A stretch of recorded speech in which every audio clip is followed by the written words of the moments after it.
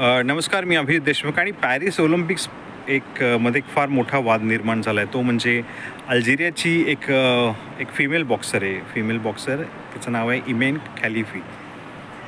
तर तिची आज इटालियन बॉक्सरसोबत, फिमेल बॉक्सरसोबत आज मॅच होती आणि इटालियन बॉक्सर ती मॅच हारली.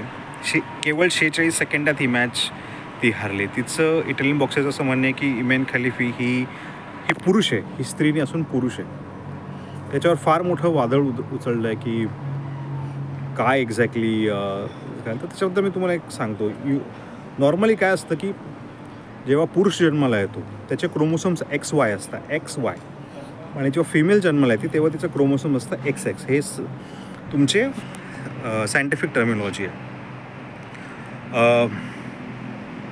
इमेन खलिफीच्या पासपोर्टवर फिमेल लिहिलेलं आहे. तिने या अगोदरसुद्धा बरेच वर्ल्ड चॅम्पियनशिप बॉक्सिंगमध्ये स्पर्धामध्ये भाग घेतलेली आहे. तिला या अगोदरसुद्धा प्रॉब्लेम झालेला आहे.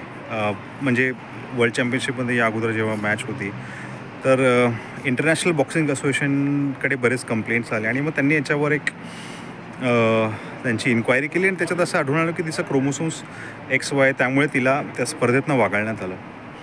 पण इंटरनॅशनल बॉक्सिंग असोसिएशन आणि इंटरनॅशनल ऑलिम्पिक कमिटीचे काही वादविवाद झाले, कारण की IOCचं असं म्हणणं आहे की इंटरनॅशनल IBA व्यवस्थितपणे बॉक्सिंगचे मॅचेस हँडल करत नाही. बरेचसे काही प्रॉब्लेम्स आहे.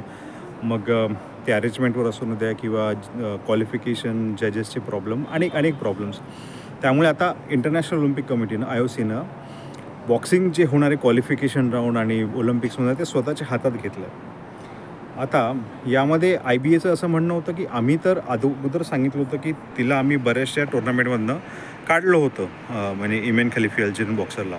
पण आता IOCनं अलाउड केलं, कारण की त्यांचं म्हणणं आहे की तिच्या पासपोर्टवर फिमेल लिहिलं आहे.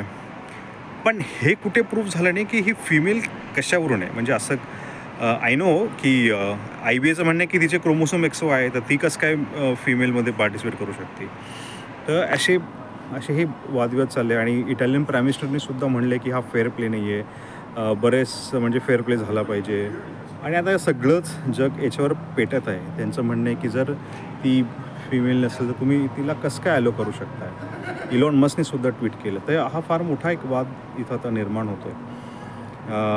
पण हे काही म्हणजे याच्या अगोदरसुद्धा असे बरेच घटना झालेली आहे. कॅस्टर सिमॅन म्हणून एक साऊथ आफ्रिकाची ॲथलीट आहे, स्प्रिंटर आहे. ती 800 मीटर आणि 1500 मीटरमध्ये भाग करते. तिचं रिओ ऑलिम्पिक्समध्ये गोल्ड मेडल होतं आणि मला वाटतं लंडन ऑलिम्पिक्समध्ये सुद्धा तिचं पदक होतं. तर तिच्यावर असे आरोप लागल्यावर तिचंसुद्धा हेच केस होतं की तिचे क्रोमोसोम XY होतं आणि मग त्याच्यात तिला असं सांगण्यात आलं की तू टेस्टोरॉन्स कमी कर.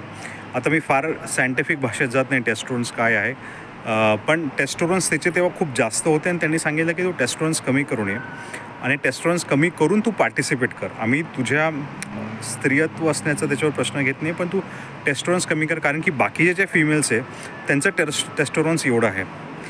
तर ती बरेच स्वित्झर्लंडच्या कोर्ट ऑफ आर्बिट्रेशनमध्ये गेली, तिच्याविरुद्धसुद्धा निकाल लागला. पण या सगळ्या घडीमुळे झालं असं वाटतं की काय करावं. म्हणजे इमेन खलिफीसुद्धा ती लहानपणापासून फिमेलच म्हणून म्हणजे वाढवली आहे आणि मग या अशा मोठ्या बेंचवरून तिच्यासोबतसुद्धा अन्याय होतो आहे का. बरं, मग असंसुद्धा आहे की बाकीच्या मुलींवरसुद्धा अन्याय होतो आहे का. या सगळ्या गोष्टीमध्ये फार अवघड ब्रेक करणं. मी इथं कुठलं कोणाचाच बाजू घेत नाही, पण दोन्ही बाजूने घेऊन डिसिजन घेणं खूप अवघड आहे. आणि यापुढे अजून आणखी बऱ्याचशा गोष्टी होणार आहे, कारण की जेव्हा जर एखादंच पदक कन्फर्म झालं अल्जेरियन बॉक्सरचं, तिथनं खूप वाद पेटणार आहे. आणि त्या वाद पेटल्यानंतर काय होईल माहीतच नाही, कारण की वेस्टर्न मीडिया आणि बरेचसे मीडिया त्याच्यावर नक्की आक्षेप घेणार आहे. कारण की आत्ता इटालियनची बॉक्सरनी मार खाल्ला आहे, हारली आहे मॅच. तर बरेचसे वादविवाद अजून तर आता फक्त चिंगारी भडकली, आता पूर्ण जगच त्याच्यामध्ये पेटणार आहे. तर बघूया की अल्जेरियासारख्या छोट्या देशातनं आहे, त्यामुळे तो प्रॉब्लेम आहे. हे जर अमेरिका, कॅनडा, इंग्लंडसारख्या एखाद्या देशात नसलं तर कदाचित हे एवढं मोठं वाद निर्माण झालं नसतं. एनिवेज, बघूया कसं वाटतं.